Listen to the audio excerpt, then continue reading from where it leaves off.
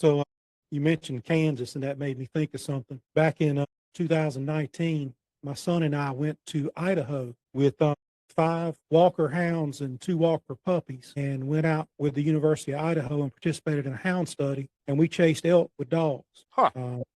My son and I are the only 2 people in the world that have legally chased elk with running dogs in the 21st century. Wow. Because it's illegal there. Yeah. But anyway, we went out there and we did our thing, and we're on the way back. We stopped Lawrence, Kansas. Oh yeah, I've been there. Sort of a science fiction nerd, and Lawrence, Kansas is where the show Supernatural is supposedly centered around. So we're driving down the interstate, and I see the sign that says Lawrence, Kansas. I'm in the passenger seat. I start taking pictures, and my son's like, "Why are you taking a picture of a street sign?" I said, "You don't understand, but I do. I got it."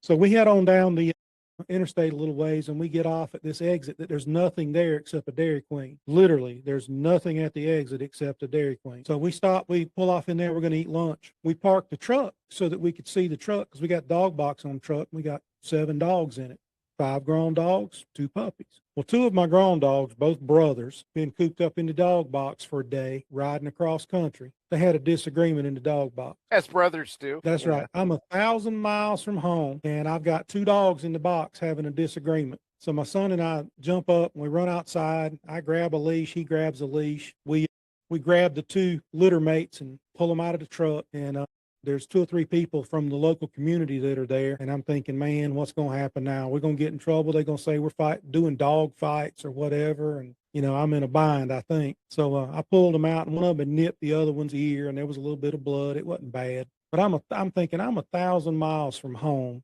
and my dogs have tied up and fought in the dog box. And this old guy comes walking over. He looked like, I know it's bad for me to say old guy because I'm an old guy, but I mean, he looked like Father Time. He was an old guy. He comes walking over to me, "Son, that's a good looking hound you got there. Is that a Treeing Walker?" I said, "Yes, sir." He took his wallet out and started me showing pictures of his dog. He was carrying pictures of his dogs in his wallet, which I guess that ain't too weird. I got pictures of mine on my phone, but Grandpa had his in his wallet. And he sat there with us, and we gave the dogs some water, and we'd ordered the dogs some French fries and a burger. So we fed the dogs, and we loaded back up in the truck, said goodbyes, met some new friends, and headed towards Missouri. We came home via St. Louis, direction we headed in. And that was an interesting trip. But you mentioned Kansas, and that got me thinking about Kansas, because I looked at the GPS, and we were exactly 1,001 miles from home when we stopped at that little Dairy Queen in the middle of nowhere. So I know you got some good stories too. So yeah, there's a lot of Dairy Queens in the middle of nowhere in Kansas. That was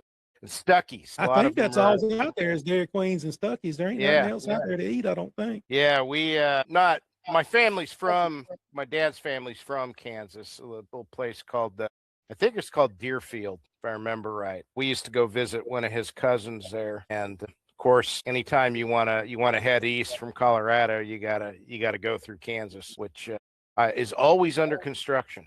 The I-70 is always, as long as I can remember, I-70 has been under construction. It was under construction when we came through there. So yeah, it's just they just never finished.